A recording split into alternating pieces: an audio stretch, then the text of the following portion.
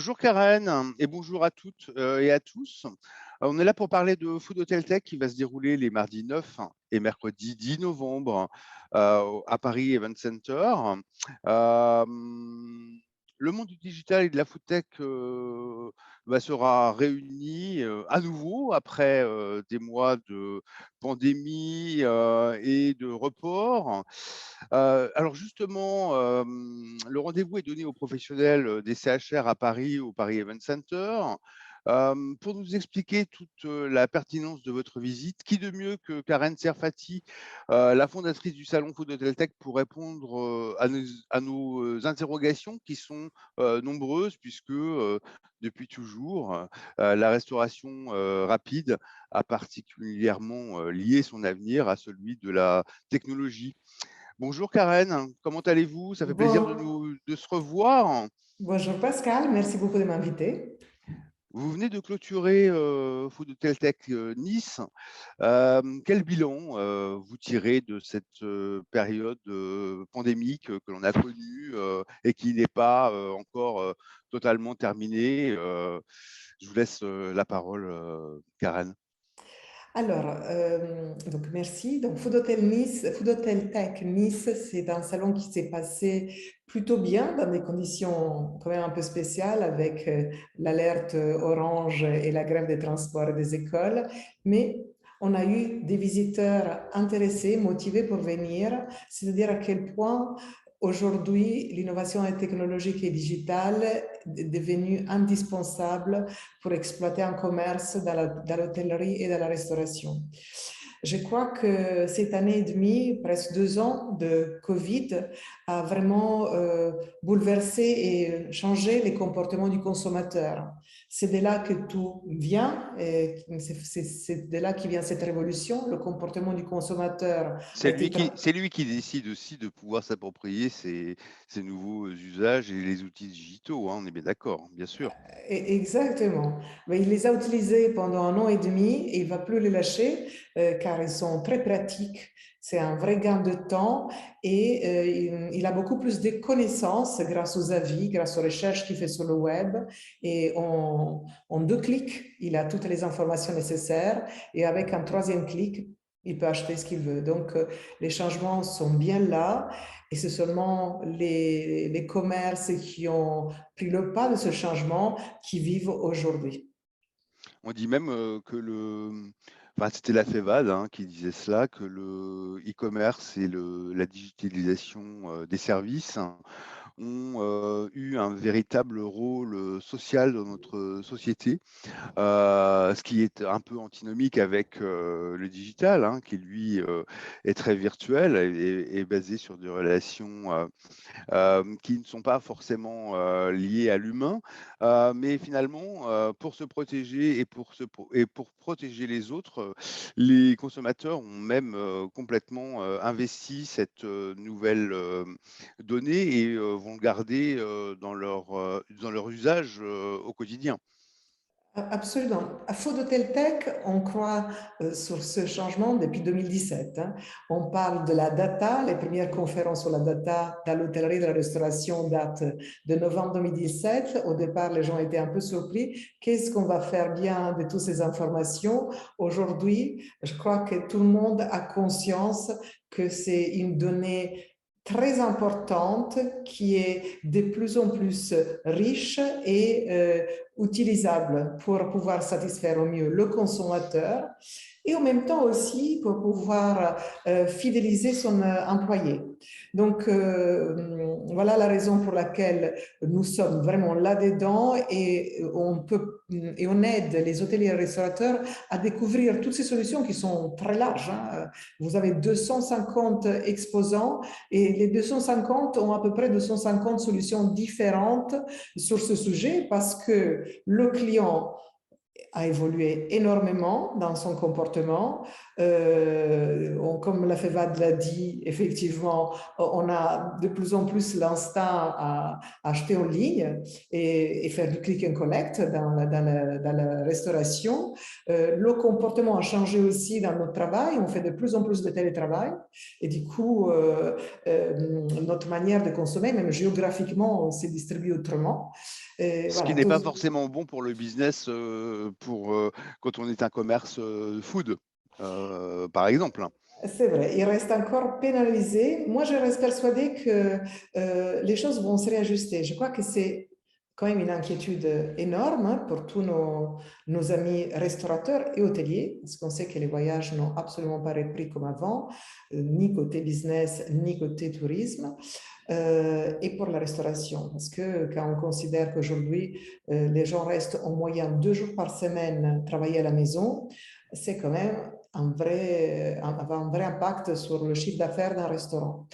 Mais tout va se réajuster. Je ne veux pas dire que les gens vont travailler plus au bureau, je ne crois pas. Le télétravail va très probablement être vraiment dans nos habitudes, dans notre Devenir une comportement, nouvelle norme. devenir absolument une nouvelle norme. Ben, il y a déjà, quand vous pensez que des sociétés aussi grandes que Stellantis, hein, c'est quand même Peugeot, Citroën et plein d'autres marques, qui sur 3 tours, il n'en garde qu'une. Donc, les employés ils vont carrément 1 jour par semaine, ils se rendent au travail. L'impact est énorme sur la restauration, par exemple, qui se trouvait au bas de ces grands tours. Bien sûr. Voilà. Mais ces employés, pour autant, vont avoir un vrai besoin de team building, de se retrouver en équipe.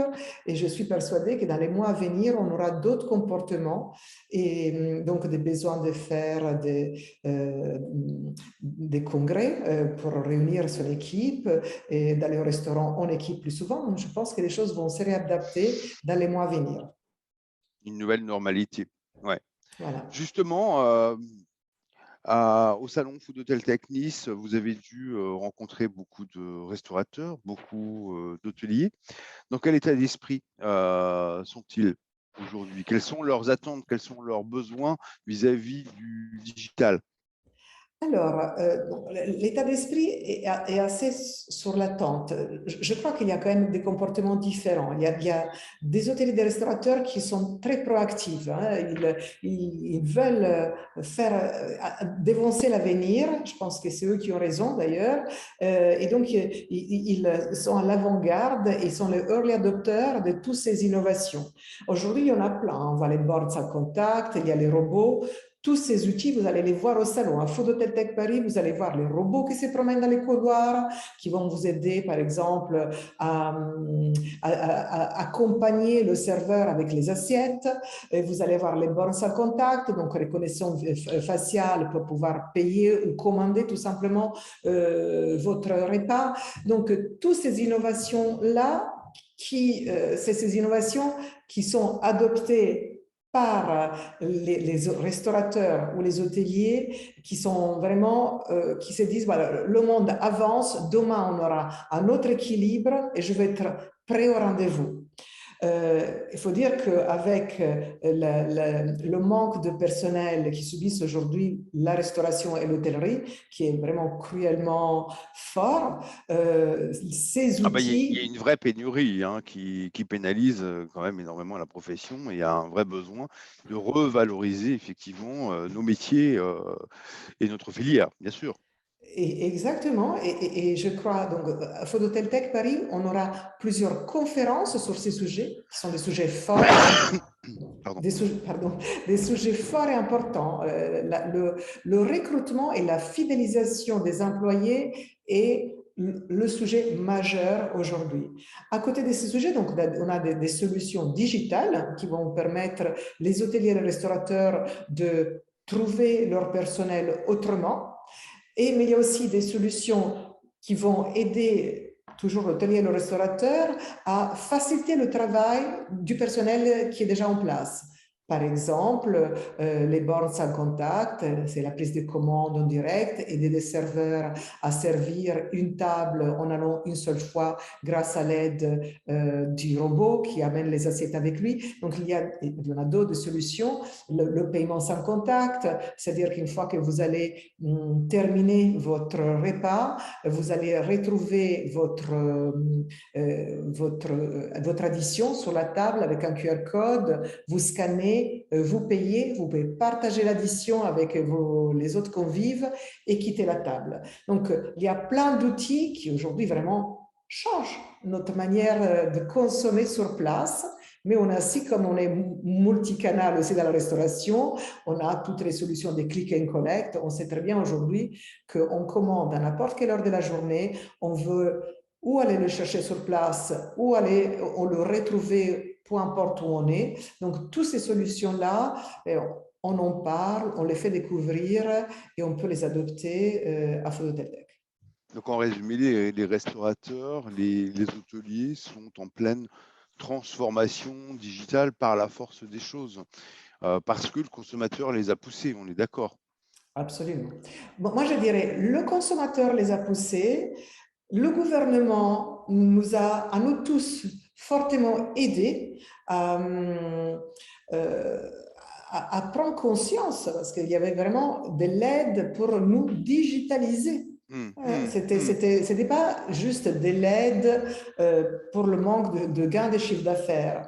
Le gouvernement français a mis l'accent sur la digitalisation du commerce parce que la France manquait cruellement de cette digitalisation.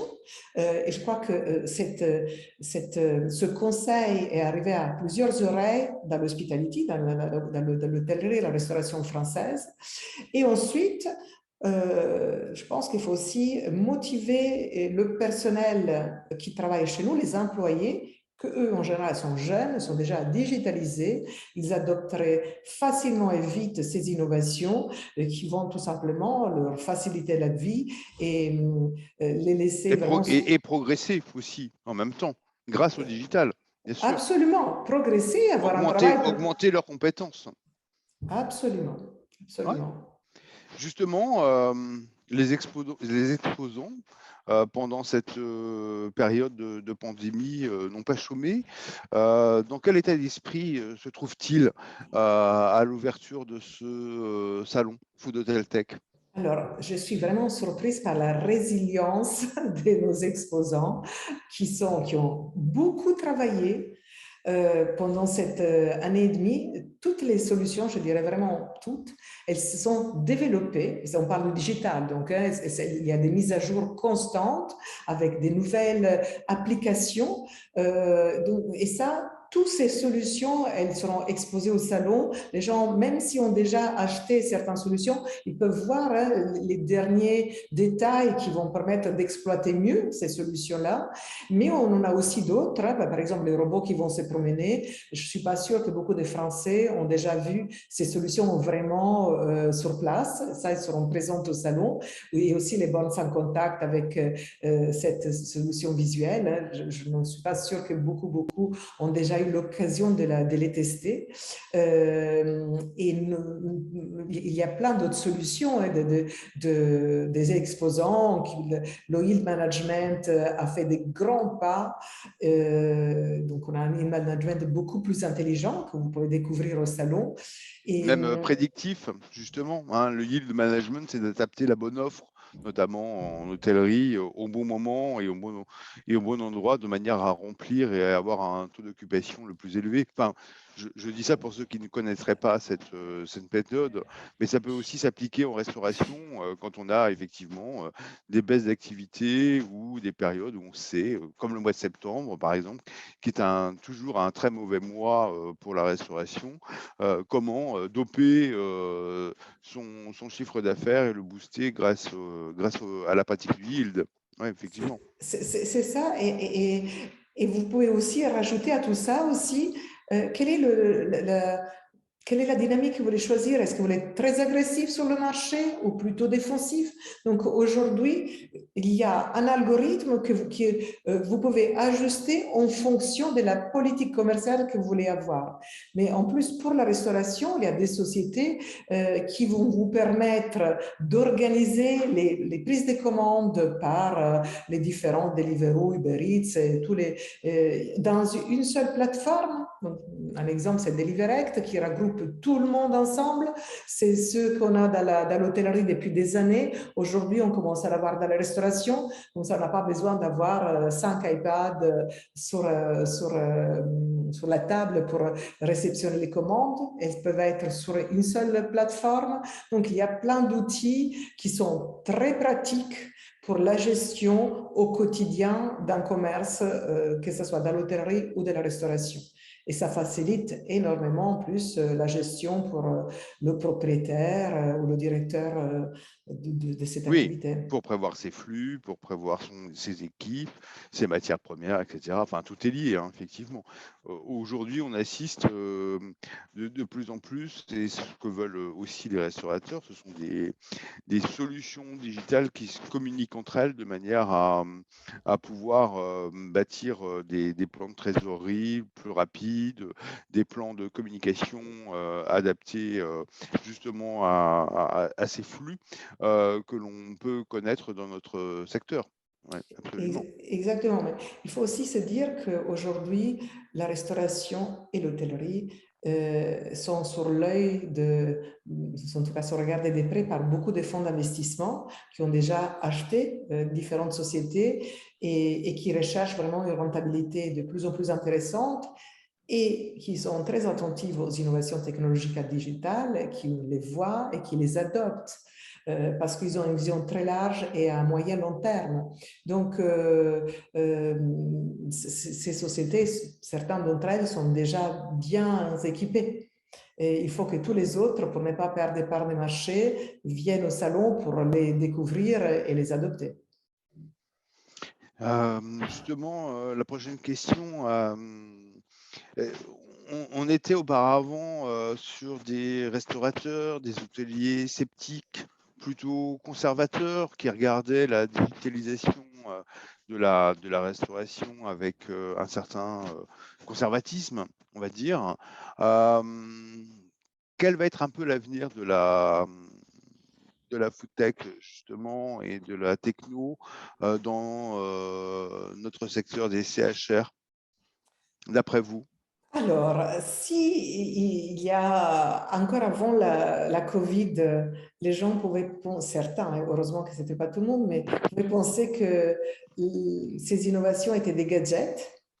Aujourd'hui, je crois qu'il n'y a plus personne qui puisse se permettre d'avoir cette interprétation des innovations technologiques et digitales parce que c'est grâce à eux les gens qui ont gagné pendant la Covid, donc qui ont pu survivre pendant cette période, c'est que grâce à ces solutions des click and collect, des prises de commandes à travers le web ou à travers le téléphone. C'est ça qui a permis à ces sociétés de survivre.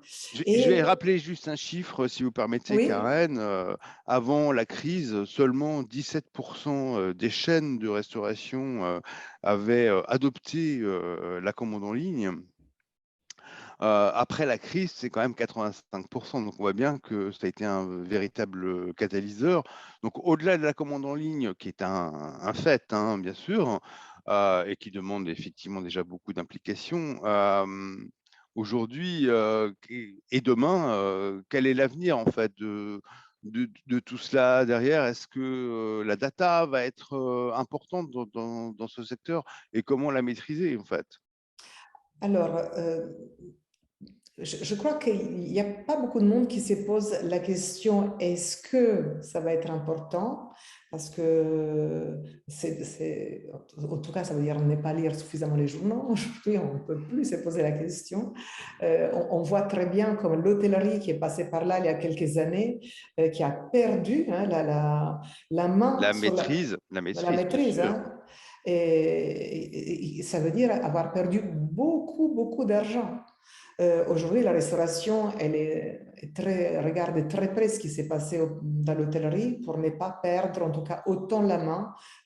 Et donc, maintenant, comment utiliser cette data? Ben, il suffit de venir au salon, il y a vraiment plusieurs sociétés qui sont prêtes à expliquer comment recueillir cette data, parce que ni les hôteliers ni les restaurateurs sont complètement au point de comment la recueillir, comment la monétiser et La preuve, comment... ils viennent de passer à la commande en ligne par la force des choses. Et surtout, l'autre point, ils savent très bien comment fidéliser la clientèle. Bien sûr. Donc, tous ces sujets qui sont majeurs seront présents dans des conférences, auprès des exposants qui ont des solutions à fournir. Et je voudrais mettre l'accent sur nos exposants français. On a en France les plus grands mathématiciens, et on sait bien que c'est les maths quand même qui sont derrière beaucoup de ces solutions digitales, qui sont très recherchées aux États-Unis. Heureusement qu'il y en a certains qui ont décidé de rester encore en France parce qu'ils sont payés 3 fois leur salaire aux États-Unis et qui ont créé des startups fantastiques qui ont tout le mérite de retenir l'attention des hôteliers et des restaurateurs français et j'espère européens parce qu'ils Mais le font... marché est mondial, ils vont pouvoir vendre ces solutions aux Ouais, US aussi. absolument. On sait très bien que Hein. c'est plus compliqué pour nous et déjà j'attire l'attention auprès de tous les auditeurs français. On a des solutions excellentissimes, made in France, qui marchent bien et qui ont un vrai résultat héroïste, c'est-à-dire un retour sur investissement et il est là, il faut juste tester les solutions. C'est tout l'objet, voilà. Enfin, c'est pour retirer cette image de gadget, c'est qu'aujourd'hui, la food tech, justement, permet d'avoir un véritable retour sur investissement et de voir que l'on peut tout mesurer des actions que l'on peut mener dans son entreprise, bien sûr. Quelle conférence, justement, vous nous conseilleriez et que vous conseilleriez à la communauté snacking pour se rendre compte de l'ampleur du phénomène, mais aussi approfondir des connaissances au Salon Food Hotel Tech?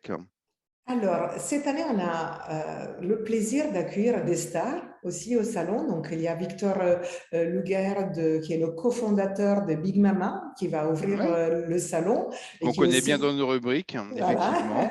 et qui est aussi le CEO de Sandayap, qui a quand même levé 100 millions d'euros, hein, on peut le dire. C'est quand même dans l'hospitality, je crois que c'est la seule solution qui a levé autant d'argent hein, dans l'hospitality, je veux dire, parce qu'après, dans d'autres domaines, il y en a Je crois que c'est d'autres. 100 millions de dollars 100 seulement. 100 millions de dollars, c'est vrai, c'est vrai. Seulement. Seulement. Et mais en tout cas, Victor va partager avec nous comment l'expérience client a été et reste au cœur du succès de Big Mama. Ouais.